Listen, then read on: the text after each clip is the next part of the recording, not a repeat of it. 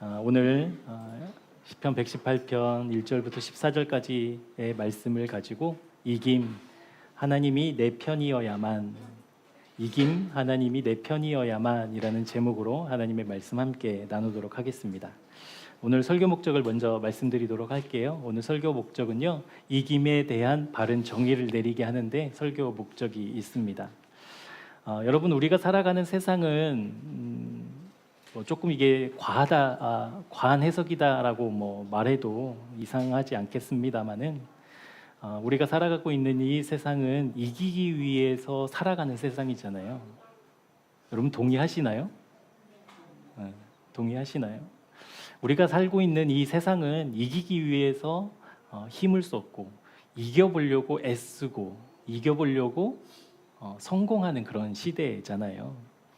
그리고 이 땅을 살아가는 덕목 중에 하나가 이겼다라고 한다면 우리 그거 가지고 박수 쳐줄 수 있잖아요. 그러니까 이김이 목적인 사회가 이제 우리가 살아가고 있는 이 땅이라는 사실이지요. 저도 이제 6월이 되면 이제 제가 타고 다니는 자동차 보험이 만기가 돼요. 그러면 한 달 전부터 무슨 전화가 많이 오냐면 이제 자동차 보험 들으라고. 그런 경험 있으시죠? 운전하시는 분들은? 여러 군데에서 오거든요. 와, 이렇게 보험회사가 맞나 싶을 정도로 전화가 와요. 그래서 꼭 가입해달라고. 그것도 잘 안 통하면 또 다른 특별 고객님만을 위한 특별한 혜택을 준비했다고 이런 식으로 이제 고객을 유치하려고 하거든요. 그래서 한 명의 고객이지만 그 사람을 우리 회사의 고객으로 삼고자 하는 것을 어떻게 여러분 보자면 그냥 그 고객 한 명을 데리고 오면 뭐라고 할까요? 경쟁에서 이긴 거잖아요. 그러니까 사람들이 수고하고 애쓰고 모든 힘을 다해서 이기기 위해서 달려가고 있는 사회가, 세상이 바로 우리가 살아가고 있는 곳이라는 겁니다. 그런데 여러분, 혹시 믿음의 사람들인 우리들도 이 이김에 대한 개념이 세상 사람들이 이기고자 하는 그 개념과 같지는 않은가 점검하는데 오늘 설교 목적이 있거든요. 그러니까 내가 이겼다라고 얘기하면 세상 사람들이 박수 쳐주고 세상 사람들이 인정해주는 그런 종류의 이김을, 믿음을 가진 우리도 갖고 있다라고 한다면 그것을 깨뜨리고 하나님이 말씀하시는 이김이 무엇인가, 성경에서 말하고 있는 이김이 어떠한 개념인가에 대해서 그것을 바로 세워 실제 우리가 진짜 이기는 삶을 살아가게 하는데 오늘 설교의 목적이 있습니다. 여러분, 이겼다, 나는 이겼어 라고 말할 때 여러분은 그 이김을 어떻게 판단하고 계셔요? 어떤 정의를 가지고 계셔요? 어떨 때 내가 이겼다라고 말씀하고 계셔요? 우리 아이들을 기르다 보면 아이들이 하루에도 수십 번씩 싸우잖아요. 그러면 대상 없이 혼자 싸우는 아이는 없죠. 그러니까 막 싸우다 보면 어떤 아이는 분명히 이기고 어떤 아이는 분명히 지거든요. 여러분, 그때의 이김은 어떤 의미가 있죠? 누가 이겼어, 누가 졌어 라고 이야기할 때 아이들 사이에서 내가 힘이 세서 빼앗았어, 아니면 나의 논리로 동생이든 나이가 어린 사람의 말을 못하게 입을 탁 틀어막았어, 이런 개념이잖아요. 아이들끼리에서의 이김은. 여러분, 부부 사이에서도 이기고 지고 경험하고 계시죠? 좀 이렇게 풀고 할까? 왜 이렇게 분위기가 오늘 딱딱해요? 여러분, 부부 사이에서도 이기거나 지거나 하잖아요. 여러분, 부부 사이에서 이김은 어떤 의미가 있어요? 부부 사이에서 내가 이겼다 라고 말할 때 상대방을 논리로, 예를 들어 아니면 무슨 사회적인 통념으로 잘 설명하고 납득시켰다, 이게 이제 이긴 경우가 되겠죠. 아니면 상대방이 꿈쩍 못하도록 뭔가 증거를 가지고 이제 아무 말도 못하게 만드는 그 상태, 그것이 이겼다라고 말할 수도 있겠습니다. 여러분, 직장에서도 이기고 지고 있죠. 직장에서의 이김은 어떤 의미가 있을까요? 사람들이 반대하고 안 된다라고 했을 때 그것을 뚫고 어떠한 성과를 냈을 때 그 사람이 이겼구나. 아니면 어떤 경쟁자들을 제치고 내가 먼저 승진을 했을 때 이겼구나, 이렇게 얘기할 수 있다는 거예요. 그런데 여러분, 그것들이 실제 이긴 거냐라는 거예요. 실제 이겼느냐? 아이들이 하루에도 수십 번 싸우지만 이기는 아이만 이기나요? 여러분, 부부 사이에서도 많은 다툼과 갈등들이 있으시죠? 그러면 남편이 항상 이기나요? 아내가 항상 이기나요? 그런 거 아니잖아요. 그런데 이기고 지고가 반복되는데 우리는 왜 그 이김을 추구하고 그것을 소망하고 살아가는가? 이게 잘못된 이김이기 때문에 그렇거든요.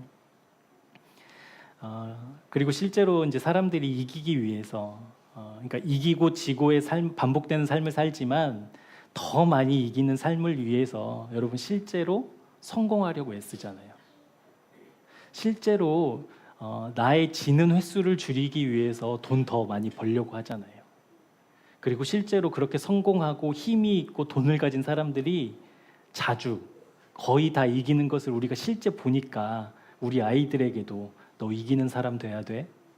너 이기는 사람, 이기는 능력이 있어야 돼. 라고 가르치고 독려하잖아요. 실제 그 이김을 경험하라고, 이김을 살라고, 이기는 삶을 살라고 그렇게 얘기한다라는 거예요. 그리고 실제로 우리가 거부할 수 없는 무엇라고 할까요? 우리 삶의 역사죠. 실제 그 이김을 위해서 수십 년간 애쓰고 힘을 쏟고 힘을 길러왔다라는 것, 우리 부인할 수 없잖아요. 그것이 실제 이김이 아니라는 것을 우리가 오늘 깨닫고 정말 이기는 것이 무엇인가, 그 이김을 우리가 누리는 그 은혜가 저와 여러분의 삶 속에 우리의 마음 가운데 깊이 새겨지는 은혜에 있었으면 좋겠습니다. 그래서 진짜 이김이 아님에도 불구하고 끊임없이 이기려고 애썼던 우리의 헛된 시도들을 이제는 멈추고 진짜 이기게 하시는 하나님께 우리의 마음을 고정하는데 오늘 우리의 마음 썼으면 좋겠습니다. 그렇게 우리가 이김을 경험했으면 좋겠어요. 그렇게 진짜 이김이 무엇인지를 여러분 깨닫게 된다라고 한다면 이제 우리의 기도가 바뀌거든요. 어떻게 바뀌냐면 하나님, 이 상황에서 내가 이기게 도와주세요. 하나님, 이 문제에서 이길 수 있도록 나에게 힘 주세요라는 기도가 아니라 하나님, 이제는 진짜 이기는 삶 살고 싶어요. 하나님, 이제는 패배가 없는 완전한 승리의 삶 살고 싶어요라는 기도로 바뀐다라는 거예요. 사랑하는 여러분, 여러분의 기도가 그렇게 바뀌기를 축복합니다. 그냥 이기고 지고 더 많이 이기는 것을 위해서 기도하는 것이 아니라 진짜 이기는 것. 그 이김은 바꿀 수 없거든요. 변하지 않거든요. 그 이김이 실제 내 것이 되게 기도하는 기도의 삶이 되기를 축복합니다.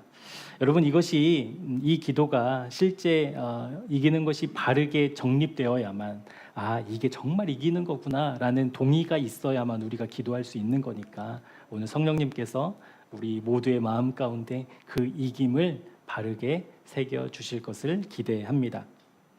잠시 이겨보려고 쏟았던 힘과 노력 바르게 이기는 것으로 우리 돌이켜서요, 진짜 이김을 누리는 주님의 백성들 되었으면 좋겠습니다. 진짜 이기는 것이 이것이구나. 진짜 이겼더니 세상이 줄 수 없는, 세상에서는 경험할 수 없는 평안함이, 든든함이 있구나라는 것, 우리 실제 믿음으로 고백하기를 축복합니다. 또 한 가지 설교의 목적은요, 여호와께서 내 편이다라고 오늘 성경은 말씀하고 있잖아요. 하나님이 내 편이시다라는 그 의미를 반듯하게 새기는데 설교의 목적이 있습니다. 여러분, 그렇다라고 한다면 설교의 제목처럼 여러분, 이김은 어떤 걸까요? 이김.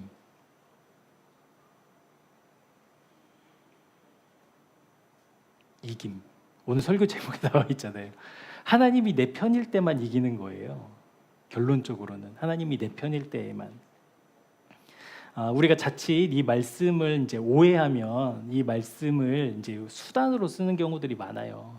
예를 들면 이런 것이죠. 여러분 6절 말씀 한번 눈으로 보시겠어요? 6절 말씀. 여호와는 내 편이시라 내가 두려워하지 아니하리니 사람이 내게 어찌할까. 여러분, 이 말씀 집에 액자에 걸어두고 싶은 말씀이잖아요. 그렇죠? 여러분 혹시 교우들 집에 방문하셔서 이런 구절 말씀 봤던 것 같지 않으세요? 여호와는 내 편이다. 사람이 어떻게 할까? 이런 선언과 담대함. 여러분, 이것을 우리 액자에 걸어두고 이렇게 힘 얻고 싶은 말씀이잖아요. 그런데 오늘 이 말씀은 그런 의미가 전혀 아니거든요.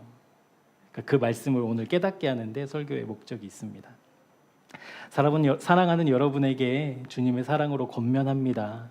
하나님이 내 편이 되어 주시겠다라는 것이 실상은 그러니까 우리의 욕구는 어떤 거냐면 하나님이 내 편이 되어 주셔서 내가 이 땅을 살아가서 이기는 삶을 살고 싶은 거예요. 그런 의미에서의 하나님이 내 편이다가 아니라는 것을 우리가 바르게 깨닫고 그것이 하나님이 내 편이다라는 말의 의미, 그 속에 담겨져 있는 의미, 그것을 우리가 분명하게 의식함으로 말미암아 오늘 설교의 목적처럼 십자가로 기쁘게 달려가고 그래서 하나님이 내 편이신 것을 실제 경험하는 오늘 예배가 되었으면 좋겠습니다. 우리 지난주 수요 예배를 통해서 하나님이 우리에게 말씀해 주신 한 가지가 있었어요. 그것이 무엇이냐면 믿음이란 무엇인가? 믿음이란 무엇일까?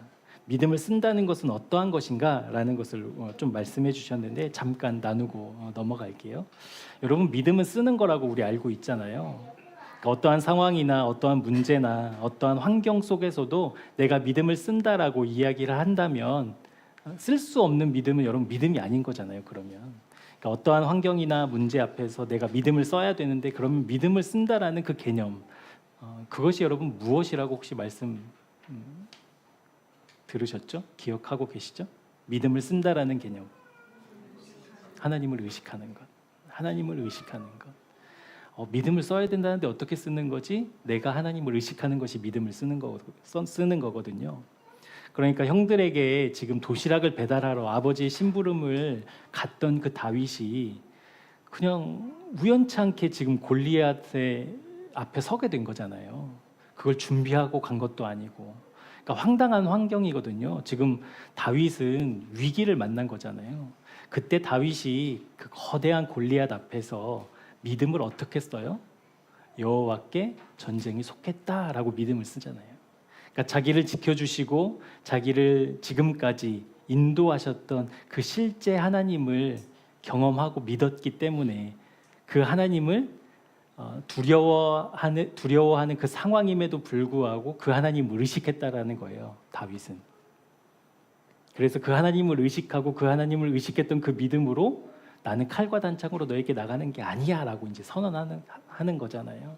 그러니까 믿음을 쓴다라고 하는 개념은 실제 내가 하나님을 의식하는 것이다라는 것을 우리 잊지 않았으면 좋겠습니다.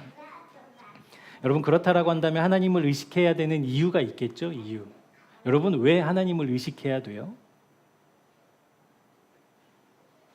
하나님을 의식합니다라는 말에는 여러분 동의하실 거예요. 그런데 왜 하나님을 우리가 의식해야 되냐고요? 이게 불분명하면 우리가 의식할 수 없잖아요. 하나님을 의식해야 되는 건 동의하시죠? 박수 한 10번 치고 할까요? 우리가 하나님 의식해야 되는 거 여러분 동의하시잖아요. 왜 하나님을 의식해야 돼요? 여러분 우리에게는 판단이 없나요? 여러분에게는 생각이 없나요? 여러분에게는 어떠한 경험치, 여러분이 갖고 있는 어떠한 노하우 없나요? 근데 왜 우리 하나님을 의식해야 되죠? 그 말씀을 좀 살펴보도록 하겠습니다. 우리 말씀 한 구절 찾아볼게요. 이사야 55장 8절 9절 말씀. 우리 같이 말씀 읽어보도록 하겠습니다. 시작. 이는 내 생각이 너희의 생각과 다르며 내 길은 너희의 길과 다름이니라. 여호와의 말씀이니라. 이는 하늘이 땅보다 높음 같이 내 길은 너희의 길보다 높으며 내 생각은 너희의 생각보다 높음이니라. 아멘.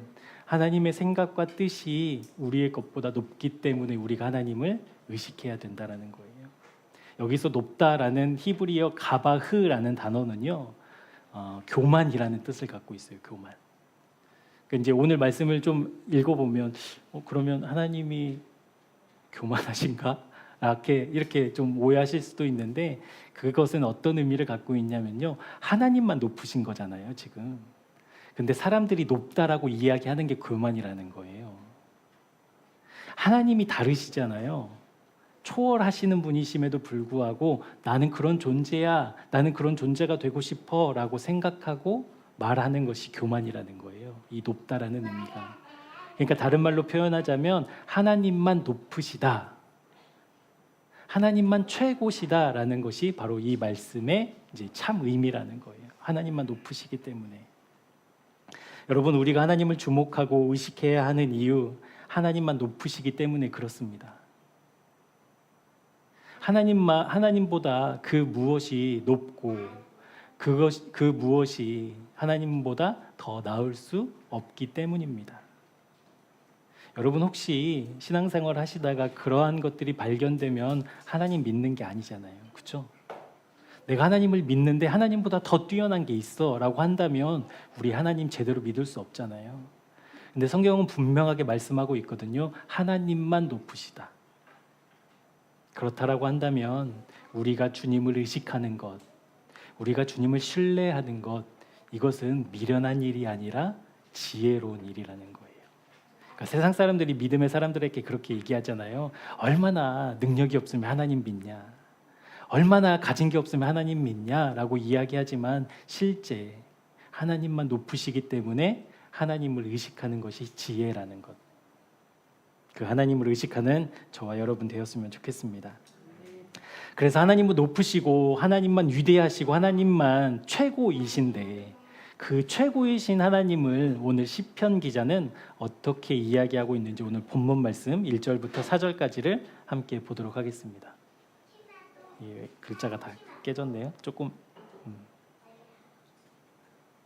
우리 1절부터 4절까지 말씀 우리 같이 합독하도록 하겠습니다. 여호와께 감사하라. 그는 선하시며 그의 인자하심이 영원하미로다. 이제 이스라엘은 말하기를 그의 인자하심이 영원하다 할지로다. 이제 아론의 집은 말하기를 그의 인자하심이 영원하다 할지로다. 이제 여호와를 경외하는 자는 말하기를 그의 인자하심이 영원하다 할지로다. 아멘. 그러니까 시편 기자는 그 높으신 하나님을 어떻게 표현하고 있냐면 하나님이 뭐 하시다? 영원하시다라고 이야기하고 있어요. 여러분, 이 땅에 있는 그 무엇으로도 그 영원과 비교할 수 있는 것이 있나요? 그러니까 영원과 비교할 수 있는 어떤 가치들이 있나요? 영원과 견주어서 영원보다는 못하더라도 영원과 비슷한 것, 뭐라고 할까요? 비슷한 종류의 것들이 혹시 있나요? 영원과 비교해서 이 땅에 있는 그 무엇도 의미 없죠? 여러분, 이 땅에 있는 모든 돈을 다 긁어 모으면 영원이랑 비교할 수 있나요? 이 땅에 있는 모든 힘을 다 모아서 하나로 만든다면 그것을 영원과 비교할 수 있나요? 이 땅에 있는 모든 인기, 모든 명예, 모든 기쁨을 모은다 한들 여러분, 영원과 비교하는 순간 그것은 어떻게 돼요? 의미 없음이 돼버리고 말잖아요. 근데 시편 기자는 지금 그 하나님이 영원하시다라고 이야기하고 있거든요. 그러니까 시편 기자는 분명히 그걸 본 것 같아요. 하나님이 가장 높으시구나, 하나님만 최고이시구나라는 것을 의식하고 있다라는 것이죠. 그래서 우리 이선세 목사님 그런 비유를 하시더라고요. 이 땅의 모든 돈을 다 긁어 모아서 그 돈으로 천국의 의자 하나 살 수 있을까? 이런 말씀. 그런 개념인 거죠.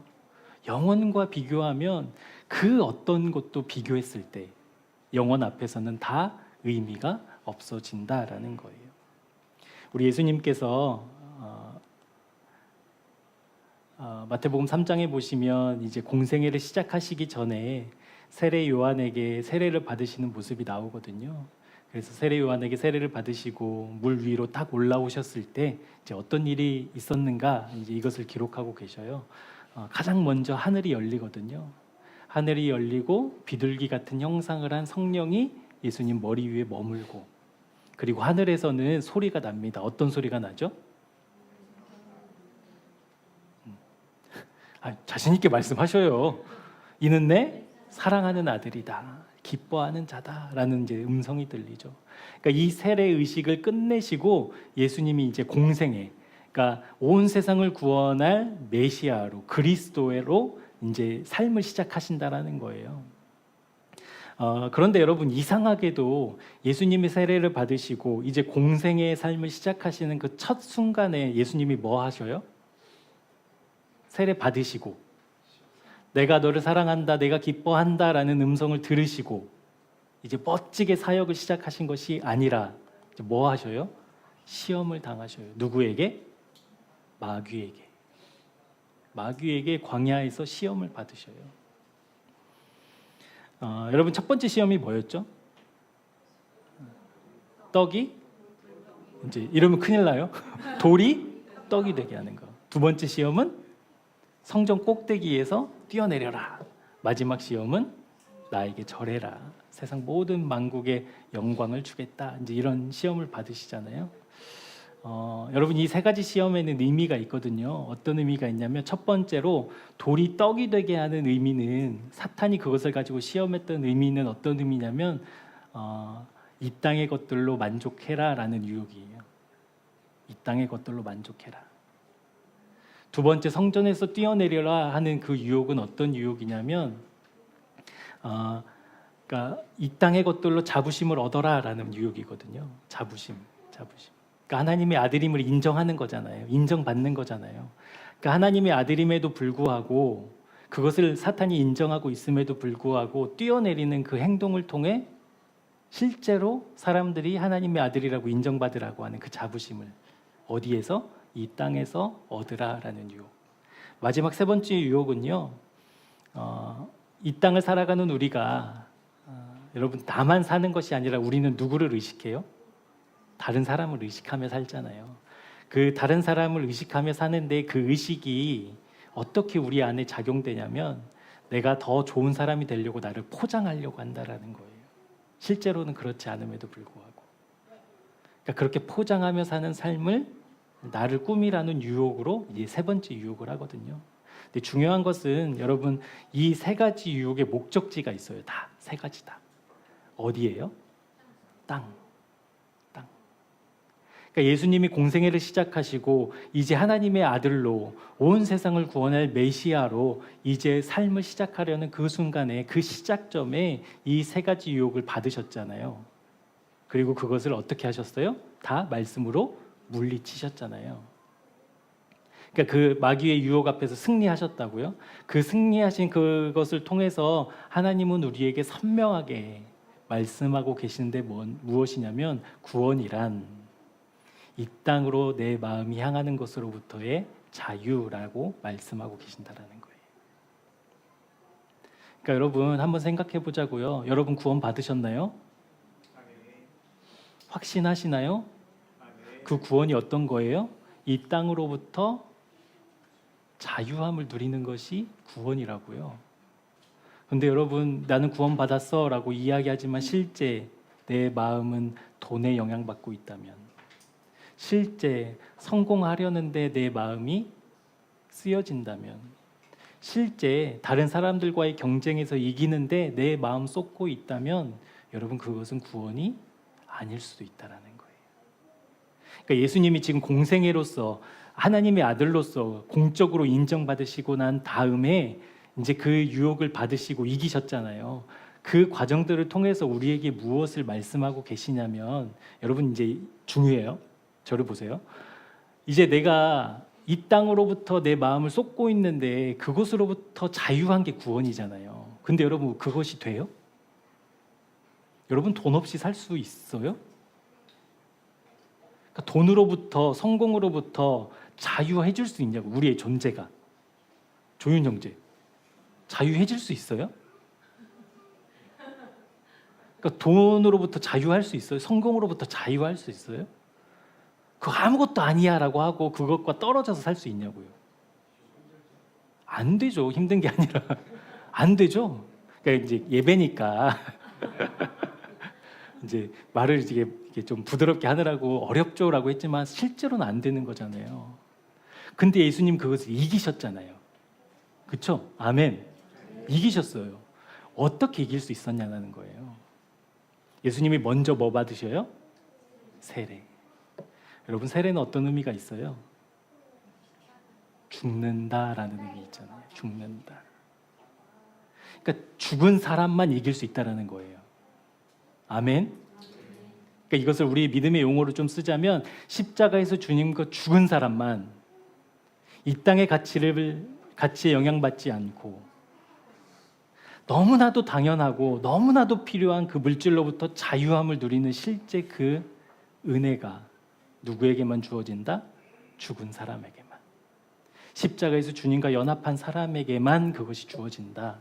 그렇다라고 한다면 우리가 점검해 볼 사항은 딱 하나예요. 내가 주님과 연합하기를 원하는가? 내가 주님과 연합하는 실제 삶을 살아가고 있는가?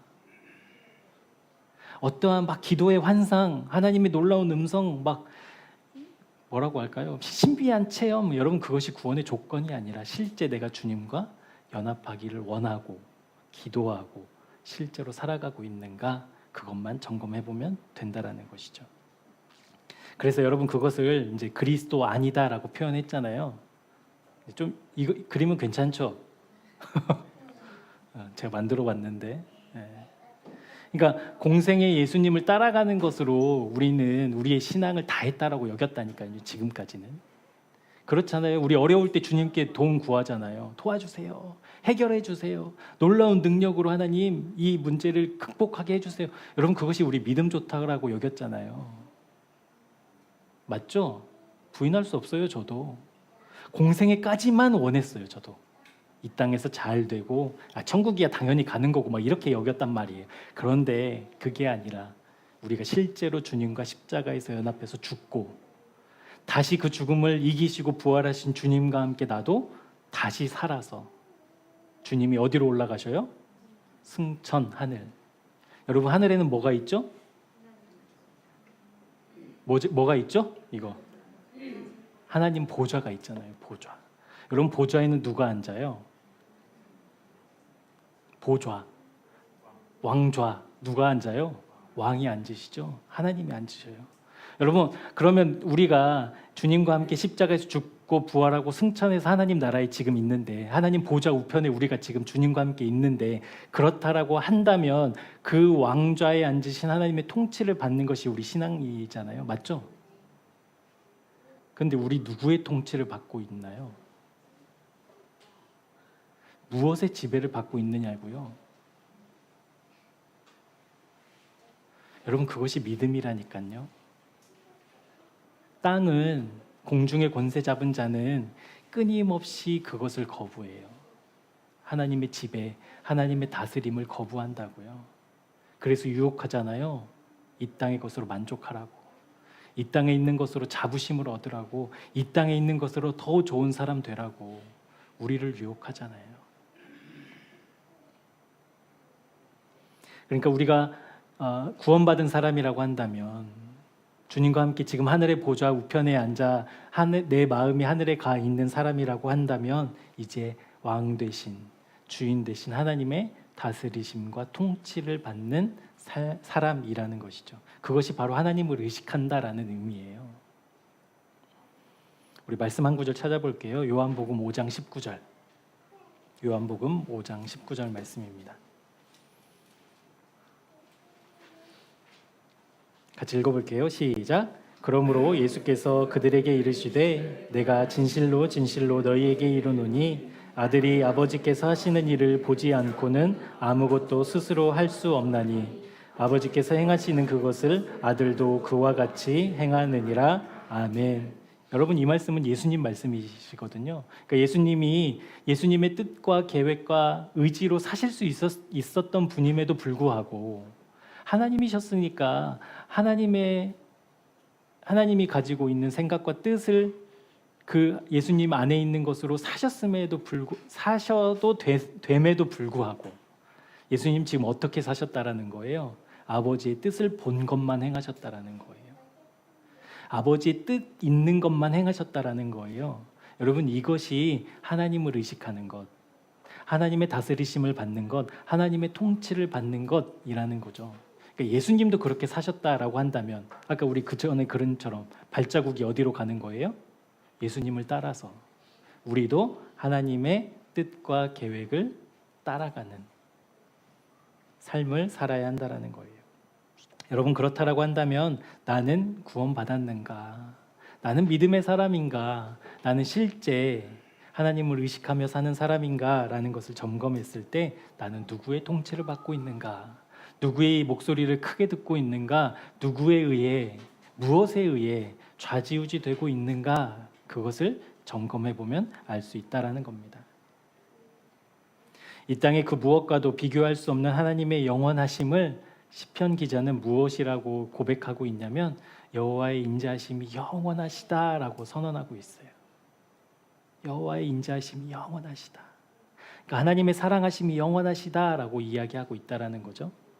그 영원을 의식할 수 있는 그 영원함을 고백하며 하나님의 통치받는 하나님의 다스리심을 받는 실제 우리의 믿음 되기를 주님의 이름으로 축복합니다. 그 영원하신 하나님, 그 영원하신 하나님. 요셉은 아버지의 사랑을 독차지했습니다. 그리고 자연스럽게 형의 미움과 시기와 질투에 의해 억울하게 이제 노예로 팔려가게 되죠. 그러니까 팔려가서 잘 살았으면 괜찮은데 끊임없는 유혹과 시험과 또 음모 속에서 요셉은 정말 십수년간을 참 비참하게 살았던 인생을 살아가게 됩니다. 그런데 이제 여차여차 시간이 지나고 요셉이 이제 총리가 되잖아요. 총리가 되어서 많은 사람들이 가뭄 때문에 이제 요셉을 찾아와 식량을 구할 때 이제 극적으로 자기를 팔아넘긴 형들을 이제 대면하는 장면이 창세기에 이제 나옵니다. 그때 요셉이 하고 있는 이야기가 있어요. 그게 뭐냐면 창세기 45장 7절에 보면 하나님이 큰 구원을 이루시기 위해서 나를 보내셨다라고 요셉이 이야기하거든요. 큰 구원을 이루셨다. 여러분 지금 요셉이 십수년간을 누구 때문에 고생한 거예요? 형들 때문에 억울하게 옥살이도 하고 노예로 살았죠. 그러면 보통의 사람이라고 한다면 여러분 형들을 만났을 때 어떻게 했었을 것 같으세요? 내가 지금 총리가 되었어. 그 형들은 살기 위해서 나에게 머리를 조아리고 있는 그 상태에서 내가 총리라면 여러분 내가 요셉이라면 어떻게 해요? 내가 가지고 있는 힘을 가지고 복수까지는 아니더라도 잘못한 거 깨닫게 회초리 정도는 들 수 있잖아요.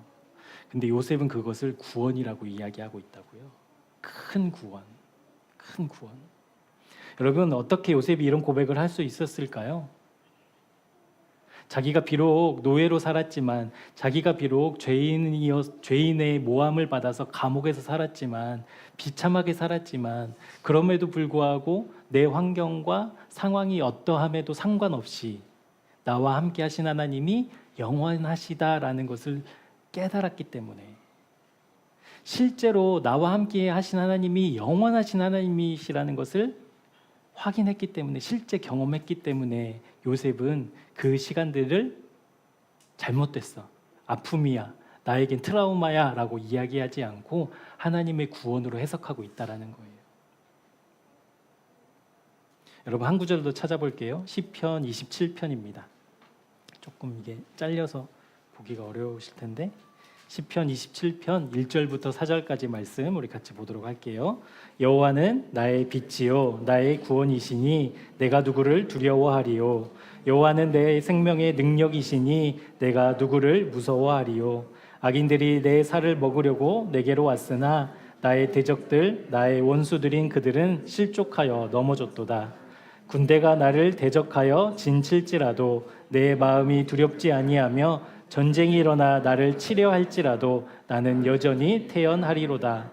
내가 여호와께 바라는 한 가지 일 그것을 구하리니 곧 내가 내 평생에 여호와의 집에 살면서 여호와의 아름다움을 바라보며 그의 성전에서 사모하는 그것이라. 아멘. 여러분 시편 27편은 지금 압살롬이 실제 다윗의 왕위를 찬탈하기 위해서 이제 다가오고 있을 때 지었던 시거든요. 그러니까 지금 압살롬이 아버지인 나를 죽이겠다고 칼 들고 쫓아오는 그 상황에서 지금 이 시편을 썼다라는 거예요. 여러분 사랑하는 아들이 자기의 왕권을 욕심내고 그것을 빼앗으려고 실제 칼을 들고 군사를 몰고 나에게 가까이 오고 있을 때, 그리고 그 실제 계획들이 착착착착 진행돼 가고 있는 소식과 이야기를 다윗이 들었을 거 아니겠어요? 그때 여러분 다윗은 무엇을 기도해요? 하나님 이 문제 좀 해결해 주세요. 하나님이 이 왕권 하나님이 세우신 건데 하나님이 지켜주셔야죠 라고 기도하고 있지 않고 무엇을 위해서 기도하고 있대요? 그들이 실제 다가와도 나는 두렵지 않아요 하나님. 아니요 하나님, 오히려 나는 태연해요.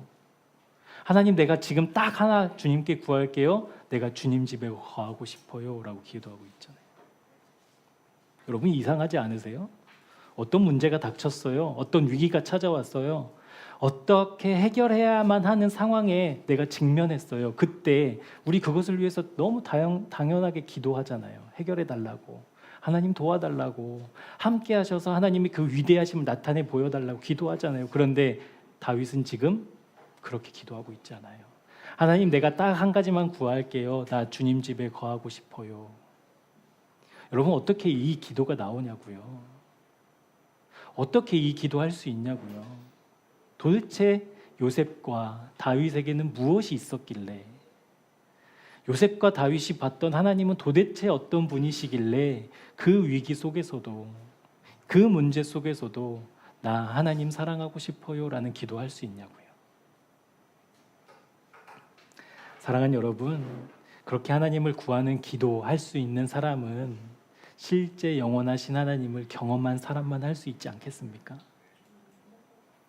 실제 내가 믿고 있는 그 하나님이 변하지 않는 영원하신 하나님이셔라는 것, 그것을 실제 보고 경험하고 그 하나님과 연합한 사람만 어떠한 상황 속에서도 하나님 영원하신 그 주님만 바라봅니다. 그 주님만 사랑합니다. 그 상황이 아니라, 이 문제가 아니라 나를 사랑하시는 그 주님만 주목하고 싶어요 라고. 왜요? 영원 앞에서 그 무엇도 의미가 없기 때문에 그렇죠. 영원과 견줄 수 있는 것은 이 땅에 존재하지 않기 때문에 그렇죠.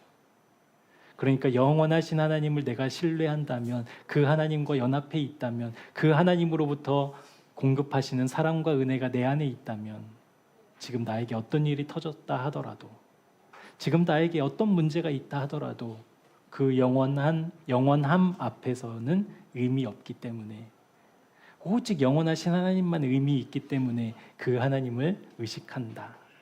여러분, 이것이 실제 믿음이라는 거예요. 그러니까 다윗과 요셉이 실제 믿음을 갖고 있었기 때문에 그렇게 기도할 수 있었다라는 것이죠.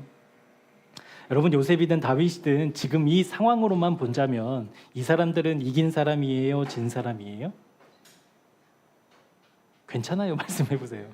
이겼어요? 졌어요? 요셉이. 결국에는 이겼지만 지금 이 상황은 졌죠. 철저하게 졌죠. 반항할 힘도 없었고요. 어떻게 자기의 억울함을 하소연할 곳도 없었어요. 실제로 자기가 왕이었지만 그 왕을 빼앗으려는 더 큰 힘이 몰려오고 있었다니까요. 그러니까 이것은 그냥 진 정도가 아니라 이제 망한 거예요. 망한 거. 끝난 거예요. 끝난 거. 그럼에도 불구하고 요셉을 졌다, 진 사람이다, 패배한 사람이다라고 말하지 않죠. 다윗을 졌다라고 이야기하지 않죠. 여러분, 그 이유를 오늘 본문은 이렇게 말씀하고 있거든요. 우리 시편 118편 5절, 6절, 7절 말씀 같이 보도록 하겠습니다. 그러니까 분명히 상황은 졌음에도 불구하고 진 게 아니다. 그거 왜, 무슨 이유 때문에 이렇게 이야기할 수 있는가? 우리 5절부터 7절 말씀 같이 함께 합독하도록 하겠습니다. 내가 고통 중에 여호와께 부르짖었더니 여호와께서 응답하시고 여호와는 내 편이시라. 두려워하지 아니하리니 사람이 내게 어찌할까. 여호와께서 내 편이 되사 나를 돕는 자들 중에 계시니 그러므로 나를 미워하는 자들에게 보응하시는 것을 내가 보리로다. 아멘. 그러니까 여러분, 분명히 진 상황임에도 불구하고 질 수밖에 없는 철저하게 망한 현실에 놓여 있음에도 불구하고 그들이 졌다라고 말하지 않는 이유, 그 이유는 딱 하나예요. 무엇이냐면 그들의 환경이 졌다 하더라도 그들의 편이 하나님이실 때에, 그러니까 요셉의 편이 하나님이시기 때문에 그것은 진 게 아니라니까요. 다윗의 편이 하나님이셨기 때문에 진 게 아니라고요. 아멘? 여러분, 이것이 이김이라는 거예요. 이김. 그러니까 어떠한 상황을 극복하고 어떠한 문제를 해결하는 것이 이김이 아니라 실제 내 편이 하나님이신 것을 확인하는 것이 이김이라니까요. 여러분, 그것이 깨달아졌으면 좋겠습니다. 하나님이 내 편이 되셨다. 여러분, 이 말은 어떤 의미가 있을까? 결론부터 이야기하자면 하나님이 내 편이 되셨다라는 것은 주님과 연합한 사람만 내 편이시라는 거예요. 이것을 이렇게 한번 좀 설명을 드릴게요. 조금 이게 더 다가오실 것 같아요. 여러분 요즘에 날씨 좋을 때 하늘 보신 적 있으셔요? 미세먼지 이렇게 별로 없고. 여러분 그때 마음이 어떠셨어요? 1번 상쾌했다. 2번 답답했다. 상쾌하셨죠? 상쾌하셨죠. 그리고 지금 이제 막 푸르른 새싹들이 이파리들이 쫙 펼쳐서 그 따사로운 햇살을 막 받아내는 모습 보면 여러분 이렇게 놀랍지 않으셔요? 좋죠. 아유, 권사님 주중에 나와서 여기 의자에 앉아서 저 나무 보셔야 되는데 이 나무 보면요 참 너무 이렇게 뭐라고 할까 놀라워요. 놀라워. 겨울 내내 이렇게 뭐라고 할까요? 볼품없이 서 있다가 어느 날 갑자기 푸르른 새싹을 쫙 바람이 부는 살랑살랑 놀랍죠. 놀라워요. 그리고 수요일날 이제 제가 아이들 데리고 교회 오는 길에 고속도로에서 보면요 노을이 정말 환상적이거든요. 형형 색깔 뭐 보라색, 노란색, 빨간색 막 섞여서 그 하늘이 정말 누가 이렇게 그림 그려놓은 것처럼 정말 놀랍거든요. 그리고 하나님의 그 은혜가 그 하나님의 창조가 참 감사하거든요. 근데 여러분 그렇게 보는 사람도 있겠고 또 어떤 사람이 있냐면 햇살이 뜨거울 때 이렇게 생각하는 거예요. 나가면 살 타겠네. 자외선 쐬가지고 또 귀찮게 선크림 또 발라야 되겠네. 불평하고 짜증내는 사람도 있겠죠? 있겠죠? 왜 이렇게 날씨가 더워가지고 말이야 땀나게 이런 사람도 있을 거예요. 그런데 여러분 보자고요. 푸르른 나무, 새파란 하늘, 아름다운 석양은 변하지 않았어요. 원래 그거예요. 근데 무엇에 따라 달라져요? 나에 의해서 달라지죠. 그러니까 내가 어떻게 보느냐에 따라 달라지는 거예요. 원래 푸르른 나무는 원래 푸르렀어요. 원래 새파란 하늘은 원래 그랬다고요. 아름다운 노을도 원래 그 색깔 그대로 있었어요. 그런데 보는 사람에 따라 달라져요. 맞죠? 여러분 그렇다라고 한다면 우리가 하나님이 내 편이시다라는 그 말은 여러분 하나님이 우리의 편이신 것은 원래부터 우리 편이셨어요. 그러니까 하나님이 우리 편이 되시지 않겠다고 말씀하셨다면 그렇게 하나님이 마음 먹으셨다면 예수님을 이 땅에 보내실 이유가 단 하나도 없죠. 그리고 실제 하나님이 우리의 편이 되시기 원치 않으신다라고 한다면 하나님의 공의대로 하나님의 기준과 하나님의 평가대로 이 땅을 그냥 심판하시면 되는 문제잖아요. 그럼에도 불구하고 하나님이 우리를 참고 기다리시는 이유, 하나님이 우리의 편이 되고 싶어 하신다라는 거죠. 근데 여러분 뭐가 문제예요? 뭐가 문제예요? 내가. 그러니까 하나님은 내 편인 것은 변하지 않아요. 푸른 하늘이 원래 변하지 않았던 것처럼. 그런데 어떤 사람은 그것에 대해서 기뻐하고 감사하고 하나님의 놀라운 창조를 노래하지만 또 어떤 사람은 불편하고 덥고 짜증난다고 불평하는 사람이 있는 것처럼 하나님이 우리의 편이신 것은 사실인데 내가 어떤 사람이냐에 따라서 달라진다라는 거예요. 그 다름의 기준이 뭐예요? 하나님과 연합한 사람만 하나님 편 된다라는 뜻. 내가 하나님과 연합해야만 하나님이 내 편이십니다라는 것이 실제 된다라는 것. 여러분 이것은 단순히 나의 문제를 해결하고 나의 고민을 덜기 위해서 하나님이 내 편이 되어주세요라고 이야기하는 것과는 다르거든요. 그러니까 내가 이 말씀을 우리 집 액자에 걸어두고 싶은 마음으로 하나님 내 편이군요 라고 말할 수도 있다고요. 근데 그건 실제 하나님 편이 아니라는 거예요. 실제 십자가에서 주님과 연합해서 죽은 사람만, 실제 연합해서 죽기를 간절히 기도하고 사모하는 사람에게만 하나님 편 되어 주시겠다라는 것. 이건 차별이 아니라 하나님의 사랑이라는 거예요. 우리 로마서 말씀도 한번 찾아볼까요? 로마서 8장 35절에서 36절까지 우리 같이 한번 합독하도록 하겠습니다. 누가 우리를 그리스도의 사랑에서 끊으리요? 환난이나 곤고나 박해나 기근이나 적신이나 위험이나 칼이랴. 기록된 바 우리가 종일 주를 위하여 죽임을 당하게 되며 도살할 양같이 여김을 받았나이다 함과 같으니라. 아멘. 여러분, 하나님이 내 편인 사람에게 지금 무엇이 기다리고 있대요? 환난이나 곤고나 박해나 기근이나 적신은 알몸이잖아요. 알몸. 아무것도 없는 위험이나 칼, 이게 기다리고 있대요.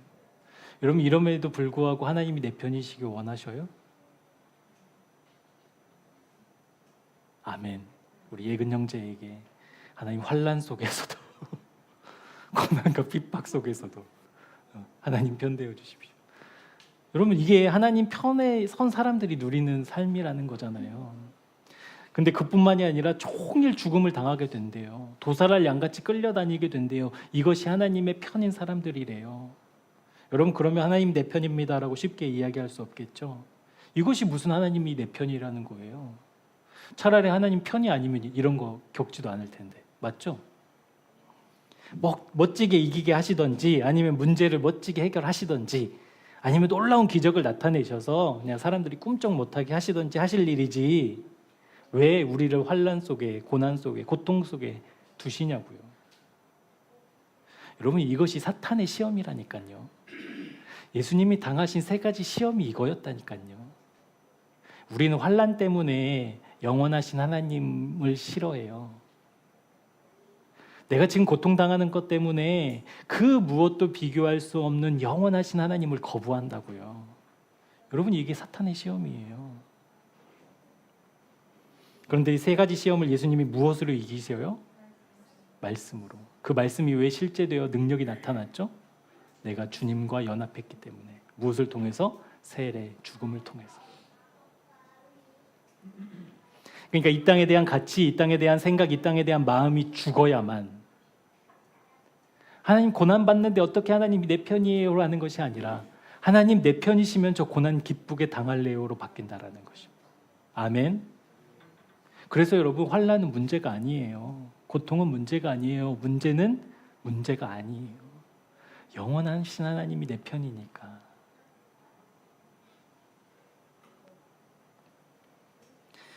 십자가에서 주님과 함께 연합한 죽음이 실제된 믿음의 사람만이 걸어가는 길,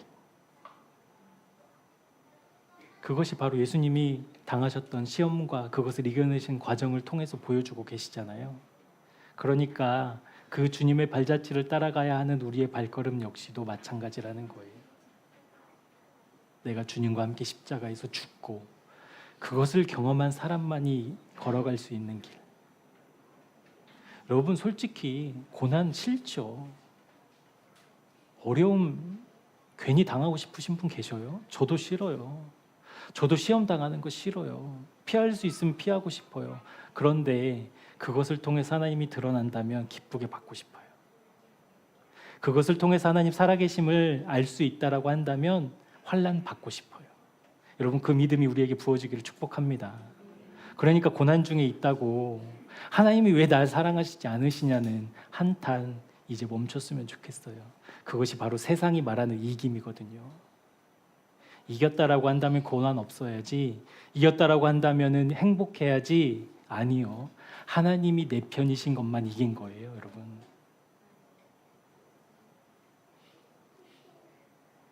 그 죽음을 경험한 사람이라고 한다면 죽음을 당하게 되고 도살할 양같이 끌려다니는 삶을 두려워하지 않습니다. 우리 로마서 8장 이어지는 37절에서 39절은 이렇게 말씀하고 있습니다. 그러나 이 모든 일에 우리를 사랑하시는 이로 말미암아 우리가 넉넉히 이기느니라. 넉넉히 이긴대요. 넉넉히를 좀 우리의 단어로 표현하자면 가볍게, 맞죠?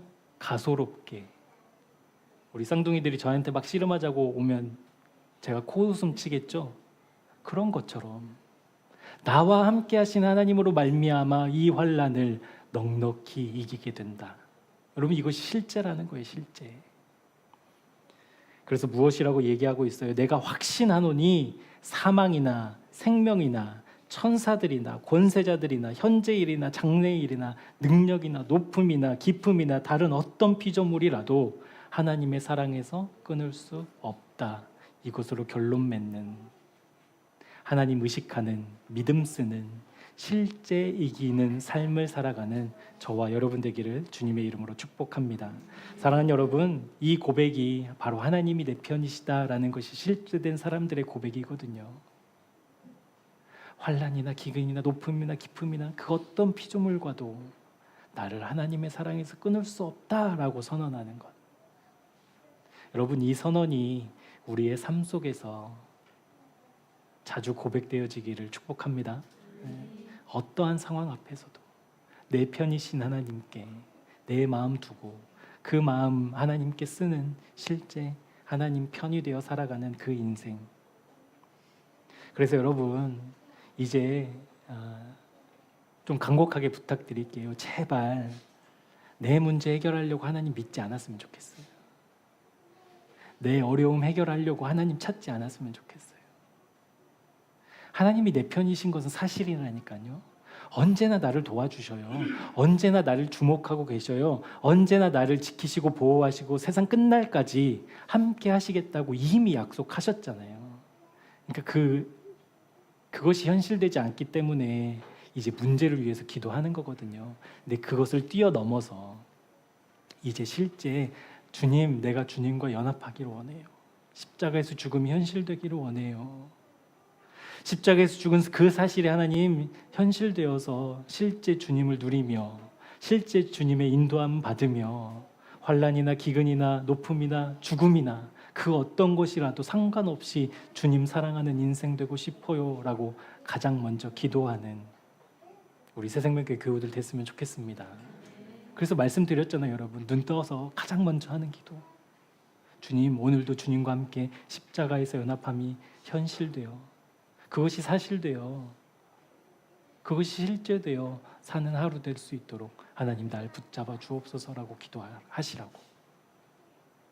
실제 우리의 삶, 우리의 하루를 마감하는 잠자리에 누워서 하나님 오늘도 지켜주시고 보호하신 하나님, 내가 잠자는 중에도 주님 의식하고 싶어요.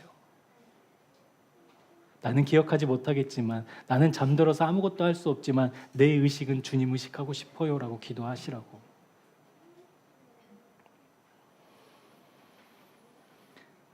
이제 주님이 내 안에, 내가 주님 안에 있는 그 상태, 그 상태가 바로 주님이 하나님이 내 편이시다라는 것으로 결론 맺고 우리 이렇게 고백했으면 좋겠습니다.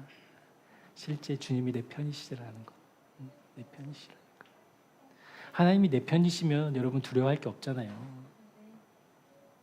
하나님이 내 편이신데, 그 하나님이 영원하신데 그 어떤 문제가, 그 어떤 어려움이, 그 어떤 고민이 나를 뒤흔들 수 있겠습니까? 여러분, 이것이 그냥 지식으로만 끝나지 않고 우리 실제 경험이 되기를 축복합니다. 실제 그 하나님 만났으면 좋겠어요. 우리 모두 다 실제 그 하나님의 인도함 받는 인생 되었으면 좋겠어요.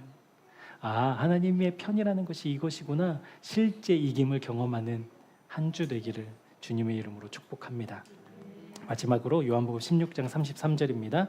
우리 같이 한번 합독하도록 하겠습니다. 시작.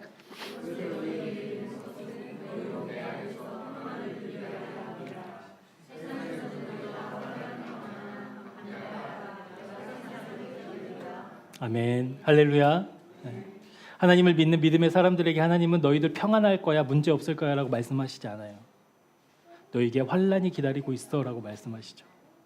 그럼에도 불구하고 그것이 문제가 아닌 이유, 그럼에도 불구하고 두려워하지 않을 이유, 그럼에도 불구하고 담대해질 수 있는 이유, 하나님이 내 편이시기 때문에 그렇습니다. 사랑하는 여러분, 그것을 확인하자고요. 우리의 의지대로는 안 되잖아요. 하나님 내 편이신 거, 내 편이시길 원하지. 근데 문제는 딸마다 그게 안 되니까 문제지. 뭐 이런 마음 갖고 계시다면 그러면 여러분 날마다 기도하셔요. 순간마다 주님 의식하셔요. 주님 내 편이신 거 확인하고 싶어요. 하나님, 내가 주님의 편에 서서 주님과 오직 십자가에서만 주님 편 될 수 있기 때문에 그 십자가에서 지금 내가 내 욕구와 내 마음과 내 계획과 내 뜻을 십자가에 못 박고 주님과 연합하기를 실제되게 해달라고 기도하셔요. 그 기도할 수 있잖아요, 우리. 어떠한 상황 속에서도, 여러분 출퇴근하는 버스나 지하철 안에서도, 여러분 업무 보고 잠시 기지개 펴는 그 순간 속에서도, 먹고 마시고 쉬고 즐기고 하는 그 시간 속에서도 나 주님 의식하고 싶어요. 주님이 실제되었으면 좋겠어요. 하나님 내 편이시라는 것, 그것이 그냥 공허한 외침이 아니라 실제 내 믿음의 고백되고 싶어요. 그러니 하나님 나와 함께 해주세요 라는 그 기도, 기도하시자고요. 기도하시자고. 그 기도를 들으시고 응답하시고, 우리 지난주 말씀 들었잖아요. 가장 좋은 것, 성령님이 여러분에게 함께 하실 것입니다. 그 기도로 우리의 시간을, 우리의 생명을, 우리의 일상을 채워가시는 실제 이김을 경험하는 우리 새생명교회 되기를 주님의 이름으로 축복합니다. 기도하겠습니다. 이기기 위해 힘을 기르고 높은 자리에 앉고 인기를 누리며 더 많은 것을 가지려 했던 삶이 결국 사탄의 밥이 되어 놀아나고 있는 삶이었음을 깨닫게 하신 하나님, 온통 이기기 위해 모든 힘과 생명을 쏟는 이 세상 속에서 여호와가 내 편이시다라는 고백할 수 있는, 실제 주님과 연합한 사람만 이긴다라는 말씀 의지하며 나아갑니다. 십자가에서 주님과 연합함이 실제가 되게 하시고, 그 죽음을 통해 이 땅에서 만족하려는 우리의 욕구도 같이 죽어 실제 온 마음을 다해 주님 사랑하라고 하신 말씀이 현실되는 은혜 베풀어 주옵소서. 실제 주님과 연합한 사람만 이깁니다. 실제 여호와의 이름으로 서는 사람만 승리합니다. 진짜 이기는 우리 새생명교회 교우들 되게 하여 주옵소서. 예수님의 이름으로 기도합니다. 아멘. 세상에서의 1등이 아닌 세상을 이기는 믿음의 실제로 우리를 이끄시는 주님을 찬양합니다. 어떤 상황과 환경 속에서도 주님을 의식하는 실제 믿음을 쓰는 일상이 되게 하여 주옵소서. 오직 주님과 연합한 사람만 어떠한 상황 속에서도 두려워하지 않는 이김의 실제가 우리의 현실 되게 하여 주옵소서. 날마다 주님과 연합하기를, 십자가에서 죽은 사실이 현실되기를 기도하는 우리 모두가 되게 하셔서 더 이상 믿음이 관념과 생각과 지식으로 멈추지 말게 하시고, 실제 주님과 교제하고 실제 주님을 누리며 실제 주님의 인도함을 받는 진짜 믿음의 삶 시작하도록 하나님 믿음을 더하여 주옵소서. 사랑하는 주님, 일주일에 한 번 예배당에서의 예배가 결코 우리의 신앙생활이 아닙니다. 6일 동안은 수많은 유혹과 시험과 도전 속에서 살아야 합니다. 그때 진짜 이기는 것이 무엇인지 생각나게 하시고 기도하게 하셔서 우리가 살아가는 모든 삶의 현장 속에서 주님과 연합한 나만, 하나님이 내 편인 사람들로 살게 되는 은혜 베풀어 주옵소서. 하나님이 내 편이시기에 물질의 문제 앞에서도 가장 먼저 주님을 의식하기 원합니다. 우리의 먹고 입고 쓸 것을 아시는 주님께서 베푸시는 것들에 감사의 고백으로 이 예물을 드리오니 주님 기뻐 받아 주옵소서. 하나님께서 내 편이시라는 든든함으로 물질을 뛰어넘는 하늘의 평안도 우리에게 허락해 주옵소서. 우리 구주 예수 그리스도의 은혜와 하나님 아버지의 태초로부터 계획하신 사랑하심과 성령님의 새롭게 하심과 깨닫게 하심, 그리고 결단케 하시는 은혜가, 이김은 곧 하나님이 내 편일 때에만 가능하다는 말씀으로 실제 이김을 사모하는 주님의 사람들을 위해 지금부터 영원토록 함께 하옵시기를 간절히 축원하옵나이다. 아멘. 감사합니다. 실제 이김을